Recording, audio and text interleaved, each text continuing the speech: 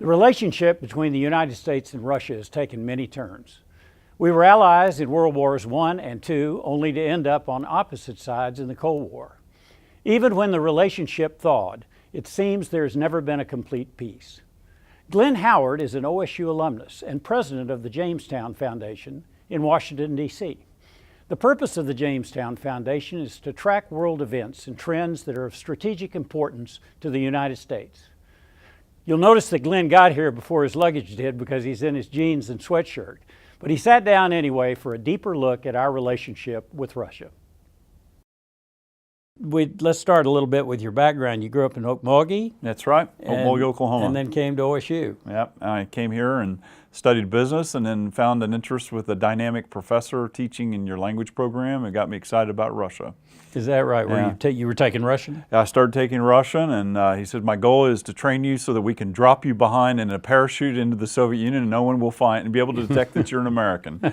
So that sold me on it the day that I started taking it. How long did it take you to get to that level of fluency? A year and a half, and then they steered us through intensive Russian language programs in Indiana University, and then I qualified for an exchange program, and I went there for 4 months and ended up staying 2 years. Wow. What were you doing over there? Well, I worked as a part-time employee at the U.S. Embassy. I was working also, at that time in the Soviet Union, you couldn't just go there and live. You had to have some type of official sponsorship, and so I found this through the embassy and was able to stay there and travel a lot and walk the streets of Moscow and learn what it was like. You were there in the mid-'80s. What was it like, just life in Russia then? Well, it wasn't the image that was portrayed in the West. I mean, in other words, there was an image that the government was trying to portray to people that free medical care and that people were taken care of. And I think the immense poverty and the lower, it was just shocking to me. I mean, things that, where you're wanting to get basic food like eggs and bread, and things like that, which were easily available, but that was about it. I remember one time I gave a Russian friend a pineapple, and they'd never seen a pineapple before. And so those little small things were shocking, and the Russian people were very warm, very friendly, but they're also very suspicious of foreigners. So that was a thing for me that was really eye-opening, and it reflects the importance of trying to understand languages and culture to be able to communicate and understand their perspective, because if we can't understand their perspective, then we will have problems in misreading their intentions. You've been in Washington for many years. That's right. I've been in Washington since about 1999. I've been president of the Jamestown Foundation for over 16 years. So starting in 2003, I became the president, and so really enjoy the job. And well, tell us about the Jamestown Foundation. How are you? Well, the Jamestown Foundation was funded. Well, we were funded by private donors. There are several foundations in the United States that are conservative foundations that like the mission and role of what Jamestown does. At the end of the Cold War, there was a great demand for information, and when the Soviet Union basically kind of fell apart, Jamestown had to kind of reinvent ourselves. So what we established our name and reputation for was working with defectors. So many of the well-known Soviet defectors that came to the West, we helped them write their memoirs. So when the Cold War ended, we shifted over to becoming more information-oriented, and now we publish information on our website about terrorism, about Russia and China. So we kind of cover some of the major threat areas of concern of U.S. national security. Then you'd have a particular insight into this alleged Russian hacking of the U.S. electoral system. I would say yes. I mean, we weren't surprised. So this was something that we had been tracking and monitoring for quite a long time, for several years, and we even before this happened, we ourselves were attacked. So this was nothing new. But I think that what surprised so many people was the range and extent of the attacks. And even now, with the most recent elections in the U.S., there's been the level recently was unprecedented, even before it surpasses the previous levels. And I think that what that underscores is that we packed up and went home after the Cold War, and I think that they kept focusing on their capabilities and improving them, and still want to be a rival to the United States, even though we don't really consider it that way. And some people consider Russia to be a pale shadow of its former self, but it's not the Soviet Union. They're not 10 feet tall. But they are very aggressive, and they certainly want to push hard in some areas that affect our national security, and certainly many Democrats in Congress are outraged by it. And so I think that there's a great level of attention, but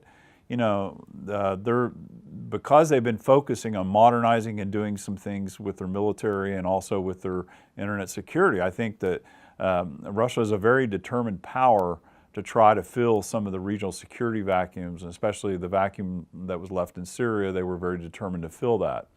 So this has led to, certainly a recalculation by the United States of what the threat posed by Russia to the United States is, and no one's suggesting that we're going to go to war with them tomorrow, but certainly it's a much elevated threat risk. What is the economic situation in Russia? I mean, if you they've take the oil sales out, that's true. There's not much there, is there? Well, no, there's very rich in natural resources, some of the richest in the world, but it's also, anytime you look at the map, I mean, Russia occupies a very vast space of all the way from the European parts of the Baltic and the Arctic all the way to China and the Pacific. So, and its very population is having some severe demographic problems. The population is dying, getting old, they're not replenishing. So, but there's still this level of resilience in the way the Russians outlook on the world, but they don't have their own Silicon Valley. And so, militarily, when you can't produce enough missiles, or certainly cruise missiles that don't have the sophisticated technology in it, that's going to affect your ability to continue to be a major power, which is what they're striving for.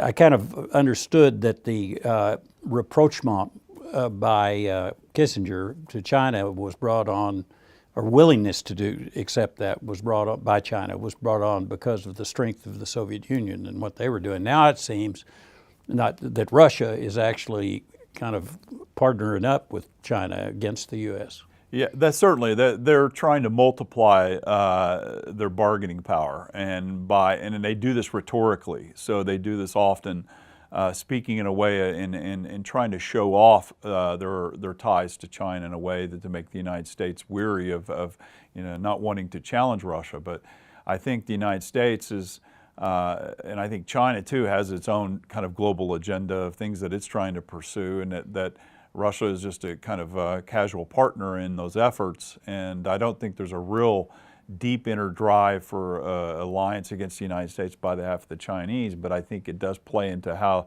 they look at the outside world. And certainly what Russia wants to manipulate and use that for itself, because it's not what it was in the 1980s. So they know that, but there is this complex that Russia has where they have to feel and assert themselves in a way. And I think that U.S. policy made a fundamental mistake by trying to cater to that, and because when they catered to it, the Russians misinterpret it.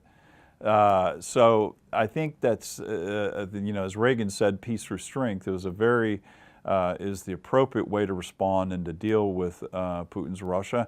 And I would say one thing that's interesting is that President Trump, for the Russians, when you look at how the Russians look at Trump, they have a hard time figuring him out. And a lot of people do. Yeah, that's true. But a lot of people look at it and say, well, he said all these nice things about him. He's flattering Putin all the time. But when it comes to our words and deeds, it's not reflecting that. So they're kind of put off base a little bit by Trump's behavior because they can't figure it out. And in some ways that adds to our benefit, because they're more cautious in how they're dealing with the United States, because they still retain this hope that Trump will one day strike a deal with them. And what would a deal look like? Well, the center of this is discussion of Ukraine and the Russian invasion, annexation of Crimea in February of 2014, followed in August by their invasion of Donbass, which is a part eastern Ukraine. So we want the Russians to pull out of eastern Ukraine and retain Ukraine's territorial integrity.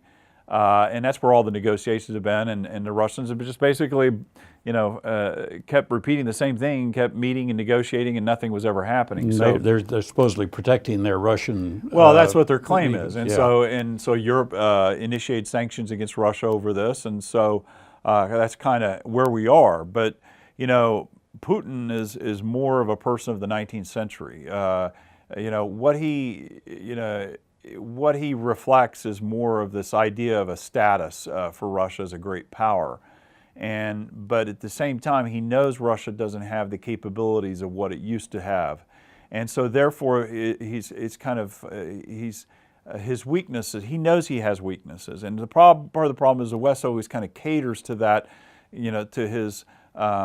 to our concerns, the view, let's not start World War III with Putin, and we got to get along and get to know him. But at the same time, he's taking bits and pieces of Ukraine, and there's been over 3 wars fought in the region since he's come to power. And I think that this is, there's a drive and determination that you haven't seen by a European leader since Bismarck. And on one hand, I very much dread and fearful of Putin, but on the other hand, I very much respect him as a leader on the global stage, of someone that's trying to get what he wants for Russia. But the problem is that there's others getting in the way. What does the Jamestown Foundation recommend our policies Well, be? I think we like to be neutral, and we're nonpartisan. So we have Dems and Republicans on our board. We are conservative, but we do have a conservative outlook, and we've definitely been talking about the threat posed by Russia for quite a while. We don't provide opinion. So what separates others in Washington is Jamestown likes to provide you with the facts. So we're reporting with data and figures and things that make people want to learn. It's educated information, not dealing with opinion, because everybody has an opinion, but there's very little facts. So we feel this niche in Washington, and we provide that to people. And so we don't really have an opinion about, we don't form policy papers and say you should do X, Y, and Z. But in my own existence as working as president of Jamestown, I think the perspectives that we have is that there's certainly, when you leave certain portions of territory around Russia and not say that you're willing to defend them, then that's like putting a bullseye on those countries. So there has to be a certain level of U.S. deterrence. And this is a phrase that they lost since the end of the Cold War. We haven't started using that word, but this administration has started using that word. And I think that's the proper term, is deterrence, to build up and militarily let the Russians know that we won't let them walk over these countries, and that we're willing to help them. Now, do you have other issues that you're tracking across the world? Yeah, we are. We track. We're following. Ironically, we're following issues like in Africa and North Africa. We're following some of the terrorism issues related to the Islamic State that was in Syria and Iraq. So we very much closely follow Al Qaeda. Jamestown was one of the first nonprofit organizations in Washington 2 years after 9/11 to create a publication dedicated to analyzing Al Qaeda. And ironically, 2 years after 9/11, there was nothing in existence in terms of a publication that dealt with Al Qaeda and bin Laden. And I'll tell you, here's something else you can take home to your wife. Tell your wife tonight that Jamestown made up 40% of all of bin Laden's library were Jamestown books and publications were from Jamestown. Wow. So 40% of bin Laden's reading shelf came from us. And so this is an official declassified study information that came from the U.S. government. They did an analysis of everything they found when they raided his compound. So we're quite proud about that. You're here for the Global Briefing series, so you'll be briefing our students tonight. And what can you give us a synopsis of your message?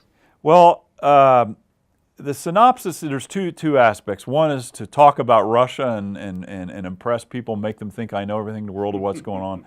But the other part is growing up in Oklahoma and striving to go on and do something else. And the important part is to know that you can make a difference. And you can go from Oklahoma State University to Washington, D.C.